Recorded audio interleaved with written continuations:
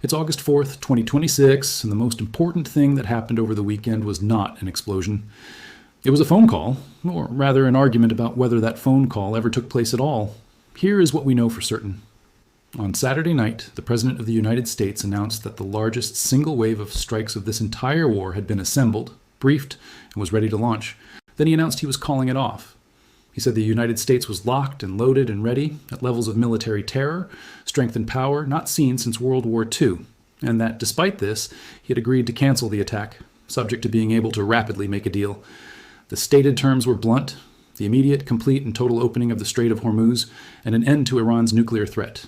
And the reason he gave for calling it off? Iran, he said, along with other Middle Eastern countries, had asked him to hold off. Tehran says that never happened. But let's back all the way up, because to understand what just happened, you need to understand what has been building. And you need to understand that the strike package sitting on the runway was not a bluff, and everybody in the region knew it.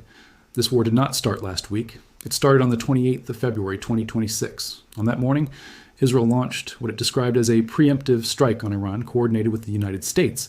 And hours later, Washington confirmed that major combat operations were underway. The American side of that campaign was given a name: Operation Epic Fury. And its stated purpose was to dismantle the Iranian regime's security apparatus, prioritizing targets that posed an imminent threat. Iran closed its airspace. The regime went underground. And within the first 72 hours, the scale of what was being attempted became visible. American forces struck more than 1,700 targets across Iran in the first 3 days alone, according to a Central Command fact sheet, Command and Control Centers, the IRGC Joint Headquarters, the IRGC Aerospace Forces Headquarters, Integrated Air Defense Systems, and ballistic missile sites. That is not a punitive raid. That is a campaign designed to remove a country's ability to defend its own sky. And it worked. That single fact is the hinge on which everything else in this story turns, and almost nobody covering the weekend's headlines connected it to the weekend's headlines. Because the reason Iran found itself in the position it was in on Saturday night, the reason the word begged is even in circulation, has nothing to do with rhetoric and everything to do with what 5 months of sustained air campaign does to a state's physical capacity to say no. Consider what was on the board by early April when the chairman of the Joint Chiefs delivered a public accounting of the first phase. American forces and their partners had struck more than 13,000 targets inside Iran, including over 4,000 that appeared dynamically on the battlefield and were engaged in real time. Roughly 80% of Iran's air defense network had been destroyed across some 1,500 separate sites, along with 450 ballistic missile storage facilities and 800 locations used to store loitering munitions. The regular Navy was reported as 90% sunk. 700 separate strikes went against naval mine assets, destroying an estimated 95% of Iran's mine warfare capacity. Read that carefully. 95% of the mine warfare capacity. Because mines are the actual mechanism by which Iran has spent 40 years promising to close the Strait of Hormuz. Not speeches, not missiles. Mines. The entire deterrent theory of the Islamic Republic's maritime strategy rested on the ability to seed a narrow waterway with cheap, hard-to-clear underwater ordnance faster than the West could sweep it. Take that away and what remains is drones, fast attack craft, and shore-launched anti-ship missiles. Harassment tools, not a lock on the door. Iran spent the spring telling the world it had closed Hormuz. What it actually had by then was the ability to make Hormuz frightening. Those are not the same thing, and the difference is worth hundreds of billions of dollars. That brings us to the airframe that has been doing an enormous amount of the quiet work in this campaign, and the one whose silhouette has come to mean something very specific to anyone watching the Gulf. The B-52 Stratofortress first flew in 1952. It entered service in 1955. It was built by Boeing to carry nuclear weapons from the continental United States to the Soviet Union and return, a mission it was never called upon to execute against an adversary that no longer exists.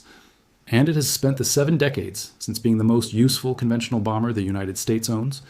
76 airframes remain in the inventory. Payload capacity is roughly 70,000 pounds. Combat range is on the order of 14,000 kilometers without aerial refueling. Better unrefueled than the stealth bomber that replaced it in the popular imagination. Now here is why that aircraft in particular became the shadow standing behind Saturday's ultimatum. In March, the United States concentrated its bomber force at RAF Fairford in Gloucestershire, England. 3 B-1B Lancers had already been flying ultra-long-range missions from Ellsworth Air Force Base in South Dakota, refueled in the air, making non-stop round trips. By early April, the concentration at Fairford had grown to 15 B-1s and 8 B-52s. Tracked by aircraft spotters, flight data, and air traffic control monitoring. 8 of the Air Force's total fleet of 76 Stratofortresses, forward-based within easy reach of Iranian airspace. At the start, those bombers stayed outside. They flew with AGM-158 JASSM standoff land attack cruise missiles on their pylons. Launch from safe distance, let the weapon fly the dangerous part. That loadout is itself an intelligence signal. You use standoff munitions when you do not yet own the sky, and then the loadout changed. On the 22nd of March, aviation photographers captured 2 B-52s departing Fairford with their external pylons loaded, at least 12 GBU-31 variants each, built on the BLU-109 penetrator body, designed to punch through hardened concrete before detonating. Spotters watched bombers take off with JDAMs and JASSMs visible on the wings, and return the following day empty. That is the entire war in one image. Aircraft designed in the Eisenhower administration, flying at altitude, over a country that had spent 4 decades and untold billions building an integrated air defense system, dropping unpowered gravity bombs, because the air defense system was gone.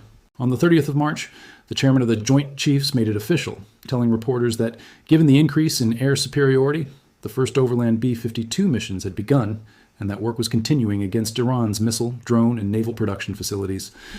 The shift followed the collapse of Iranian air defenses after more than 11,000 targets had been struck, allowing non-stealth bombers to operate at altitude with reduced risk. Understand what that means from the Iranian side of the equation. There is no negotiating position, no clever diplomatic framing, no proxy activation that changes the physical fact of a 70-year-old aircraft orbiting over your territory with impunity. Every serious military in the world reads that the same way. So do Iran's neighbors. So do the Gulf states hosting American aircraft. And so, critically, do the internal factions inside the Iranian security apparatus who are currently arguing with each other about what to do next. But the bombers are not the most alarming part of this. The most alarming part is what happened to the people at the top. This is the section almost every piece of weekend coverage skipped, and it is the reason the who asked whom for a ceasefire question is so difficult to answer cleanly. The February 28th opening strikes were not only aimed at hardware, they were aimed at people. Iran's Minister of Defense, Aziz Nasirzadeh, was killed in an airstrike that day. Brigadier General Mohammad Shirazi, who had run the military office of the Supreme Leader since 1989 and served as the principal liaison between the Armed Forces Command and the leadership, was killed in the same coordinated strikes on leadership targets in Tehran. The Chief of the General Staff of the Armed Forces, Abdul Rahim Musavi, appointed only the previous June, left the post that same day, the position recorded afterward simply as vacant. And the Supreme Leader himself did not survive the opening of this war. Iranian state broadcasting has since described Ayatollah Ali Khamenei as martyred on February 28th at the onset of the war, with funeral ceremonies held at the start of July. Authority has passed to Mojtaba Khamenei, and Iranian officials now describe decisions on war and negotiation as resting with the new Supreme Leader and the Supreme National Security Council. Read that again.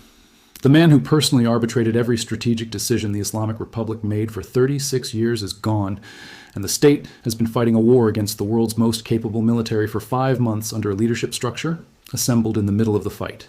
It did not stop there. Ali Larijani, the head of the Supreme National Security Council and the man Iranian officials acknowledged was managing the war effort in partnership with the parliamentary speaker, was killed in a strike on the 17th of March. Ali Shamkhani, Secretary of the Defense Council, the body created after the 2025 confrontation with Israel specifically to manage war at a level above the purely military, was also among those killed. Iranian opposition outlets have counted 52 senior officials and commanders killed across the American and Israeli campaigns. Now here's the part that changes everything about how you read Saturday night. Washington's working assumption that it can reach an agreement with an Iranian moderate obscures how completely hardline elements inside the IRGC and the security institutions now monopolize the power structure. Several IRGC figures who had spent recent years on the sidelines have been handed key positions in wartime Iran, including Mohsen Rezaei, the man who commanded the Revolutionary Guard through the entire 8-year war with Iraq, and who built it from a regime protection militia into the dominant force it is today, appointed as military advisor to the new Supreme Leader. Rezaei was the architect of the war until victory doctrine of the 1980s. He has spent this year articulating an updated version of it. So when you hear that Iran asked for a pause, the honest question is not whether Tehran is sincere. The honest question is, which Tehran? That brings us to what was actually said out loud in the 24 hours before the strikes were called off, because the public record here is remarkably specific and remarkably different from the version circulating on social media. On Saturday, Mohammad Bagher Zolgader, Secretary of the Supreme National Security Council, issued a short message warning that continued military strikes and the American naval blockade would only worsen conditions in the Strait of Hormuz and other waterways, and that the global economy, the American energy market, and American voters would pay the price. That is not a military threat. Read it again and notice who it is aimed at. American voters. That is a message engineered for a domestic political audience 7,000 miles away, built on the calculation that the fastest route to relief runs through gas prices, not through the battlefield. It is the single most revealing sentence Iran produced all weekend, because it is an admission that the military track has stopped generating leverage, and the economic track is all that remains. The same day, the man who commands Iran's highest operational headquarters spoke, and here the details matter, because they have been widely garbled. Major General Ali Abdullahi, commander of Qatam al-Anbiya Central Headquarters, warned that regional states cooperating with Washington could face consequences, urging Muslim countries to reconsider their alignment with the United States, and saying that any country making itself a defensive shield for America would burn in the fire of war. He accused the United States of moving at an accelerating pace to fan the flames of a full-scale regional war, and told Iran's neighbors that their capital, their resources, and their infrastructure were being used as a shield for American interests. That threat was not aimed at Washington. It was aimed at Riyadh, Doha, Abu Dhabi, Manama, and Kuwait City. Iran spent Saturday trying to detach the Gulf from the American basing structure by threatening the Gulf, a strategy with a long history and a poor record. Meanwhile, Iran's foreign ministry stated flatly that it had sent no requests for negotiations to Washington, while acknowledging that messages had been relayed through mediators, and that discussions were ongoing about how an eventual reopening of the strait would be handled. Hold on to that sentence, because it is the closest thing to an honest answer anyone has given. And here is where it gets significantly worse for the version of events being sold by both capitals. Iranian state media publicly denied asking Trump to stop the planned attacks. The semi-official Fars agency posted that Trump the Fool had run out of steam. Simultaneously, the president told reporters aboard Air Force One on Sunday that he had called off the strikes at the request of Saudi Arabia, the United Arab Emirates, Qatar, and Iran, described a deal covering the Strait of Hormuz and Iranian denuclearization as imminent, and said negotiations would begin Monday afternoon, without naming a venue or the participants. Then Monday came, which is today. Iran's foreign ministry spokesman, Ismail Baqai, told a press conference that Tehran is not in direct talks with the United States, that its negotiations are with Oman and are focused on establishing a route ensuring safe passage of shipping through the strait, and that the aim is a route that will likely be temporary. He added that the strait will in no way return to the status it held before February 28th. Read that again. Not, we are negotiating an American withdrawal, not, we are discussing the nuclear file, a temporary route, negotiated with Oman, explicitly framed as leaving Iranian control over the waterway intact. Iran's foreign minister, Abbas Araghchi, said the discussions with Muscat over management of the strait are in their final stages, and oil moved immediately on the news. West Texas Intermediate for September delivery fell nearly 6% to 79.66, and Brent for October dropped 5.16% to 83.39. That price movement tells you something the press conferences do not. The market does not care who begged whom. The market cares about barrels moving through a channel, and it repriced the moment the possibility of a lane appeared. So what is actually being negotiated? Not the war. The plumbing of the war. Washington's position is that any agreement makes the strait permanently open to international shipping. Tehran's position is that any arrangement preserves Iranian sovereign control over it.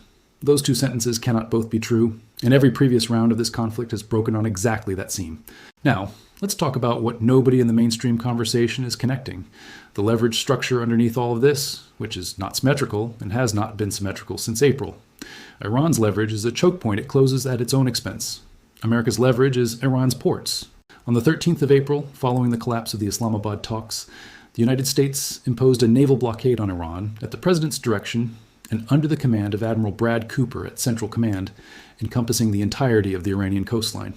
The first phase ran until the 18th of June. During those 2 months, CENTCOM forces redirected more than 140 compliant vessels, disabled 9 that refused to comply, and allowed over 50 commercial ships carrying humanitarian cargo through. Then the June arrangement collapsed, and it came back. The president ordered CENTCOM to resume blockading maritime traffic entering and exiting Iranian ports on July 14th at 4 in the afternoon. 17 hours after resumption, American forces had already intercepted and turned back 2 commercial vessels attempting to enter Iranian waters.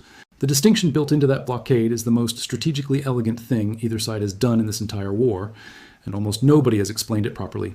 Ships are not permitted to enter or leave Iranian ports, and the restriction applies regardless of the vessel's flag. But every other commercial ship retains freedom of navigation through the Strait of Hormuz. Think about what that does. It separates the global economy from Iran, and then makes Iran the only party harmed by closure. Tehran's threat has always been that shutting Hormuz punishes everyone. The counter-blockade converts that threat into a self-inflicted wound. The world's oil moves, and Iran's does not. Central Command has pushed back directly on Tehran's claims, stating that it has facilitated safe passage for approximately 1,000 vessels and 500 million barrels of crude since early May, that up to 10,000 personnel are involved in the redirection operation, and that the IRGC has no authority to dictate shipping routes. By July 29th, the running tally under the resumed blockade stood at 20 commercial vessels redirected, 2 disabled and 2 boarded. The cost to Iran has been estimated by the American side at $500 million per day. Now hold that number in your head, $500 million a day, and put it next to the fact that the Supreme National Security Council spent Saturday warning American voters about their energy prices. That is not a country negotiating from strength. That is a country trying to export its own pain, and it has not been bloodless. The IRGC said on Friday it had struck and stopped 2 non-compliant tankers attempting to pass through the strait under American aerial escort, and that 4 others reversed course.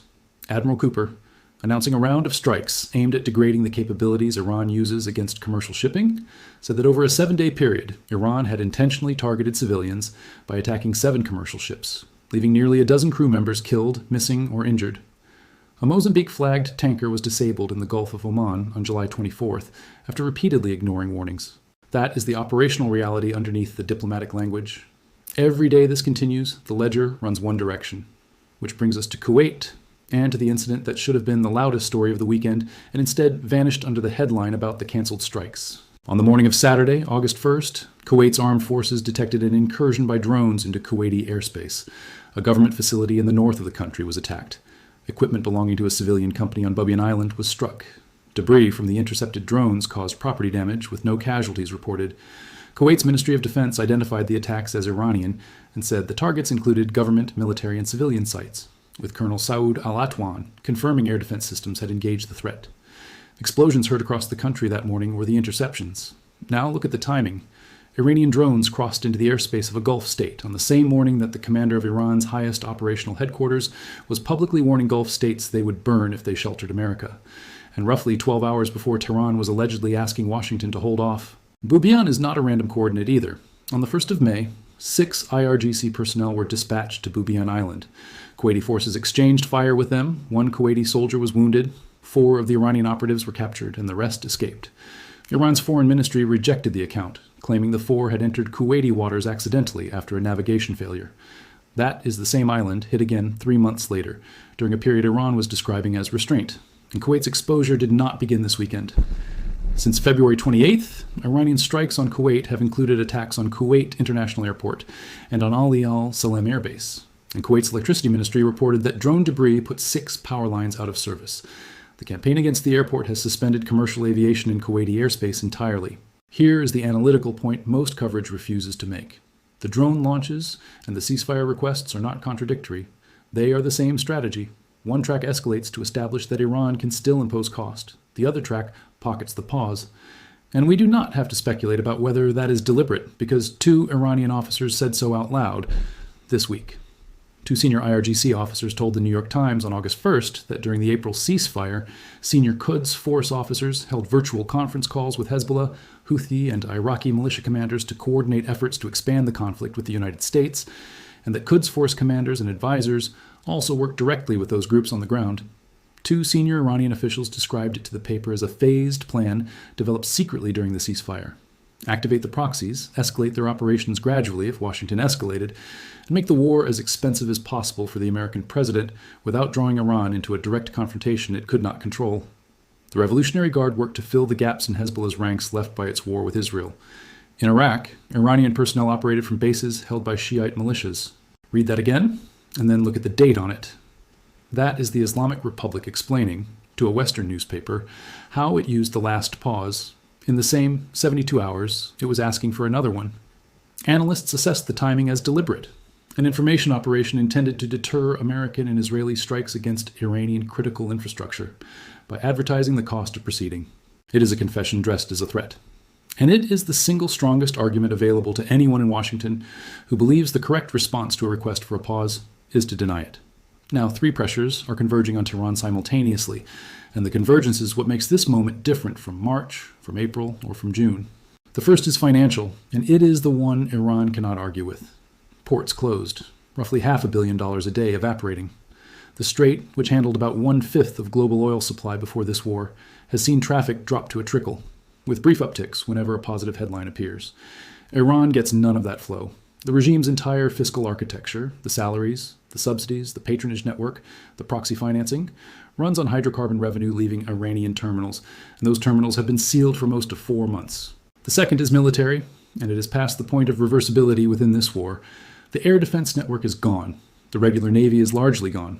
Mine warfare capacity is effectively gone. Command echelons have been repeatedly decapitated. What remains is the drone and missile inventory, dispersed proxies, and small boat harassment, none of which can prevent a strike, only price it. The third is psychological, and it is the one that actually produced Saturday night. The Secretary of War confirmed that the United States was poised to carry out massive attacks against Iran on Saturday before the president called them off. Reporting before the cancellation indicated the target set included Iran's energy infrastructure. The warning had been explicit for weeks. Power plants and bridges next, unless Tehran returned to the table. Energy infrastructure is a different category of target from air defenses and missile plants. Strike a radar, and you degrade a military. Strike refineries and power generation, and you begin taking apart the state's ability to keep the lights on in cities where the population has already spent 5 months at war. Iranian officials have acknowledged mounting domestic economic and social problems after 5 months of conflict. That is the pressure point. And the regime's behavior on Saturday, whatever label you attach to it, is consistent with a leadership that understood exactly which line was about to be crossed. But the 3 tracks converging is not what should worry you most. Here is what should. The United States and Saudi Arabia struck Iran-backed militants in Iraq last week in response to attacks on the kingdom. Iranian state media reported Friday that the bodies of 5 IRGC members killed in those strikes had been returned. And in a detail that received almost no attention outside specialist reporting, Bahrain and Kuwait secretly carried out airstrikes on military targets inside Iran in early July, according to the Wall Street Journal. Gulf states are no longer hosts, they are participants. And the moment that transition became real, Abdullahi's warning about neighbors burning stopped being rhetoric and started being a targeting doctrine. That is the structural risk in this entire situation. And it is not the one in the headlines. The danger is not that Washington and Tehran fail to reach a deal.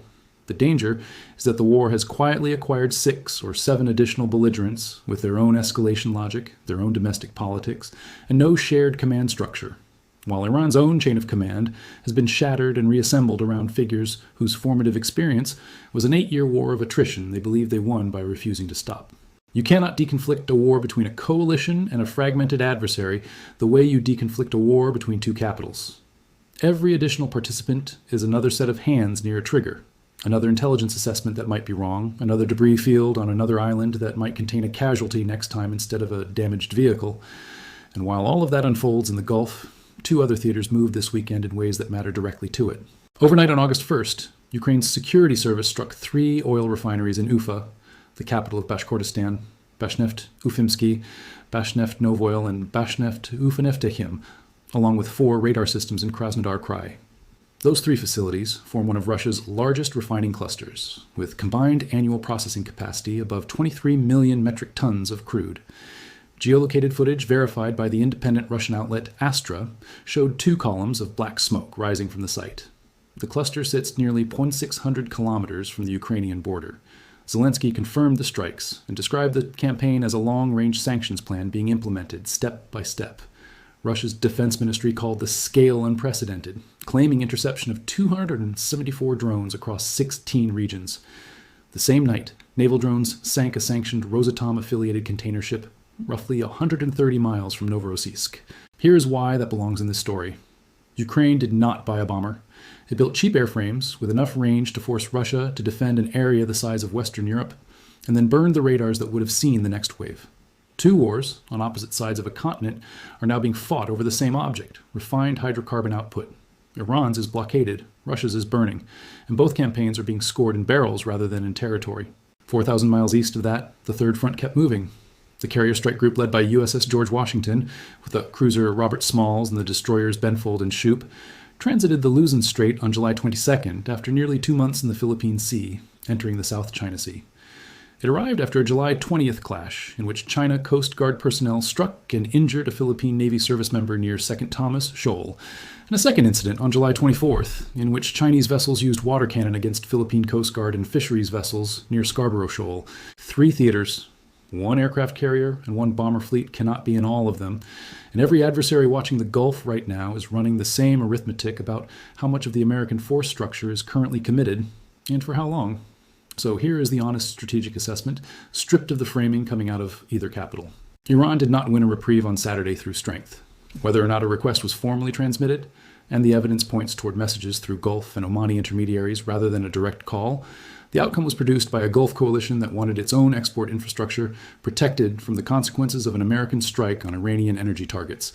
The Saudi Crown Prince spoke to the president the same day and raised concerns about the planned attacks. The Saudis are under intense pressure to see Hormuz reopened because their own oil and exports flow through it. That is the actual mechanism, not mercy, not deterrence.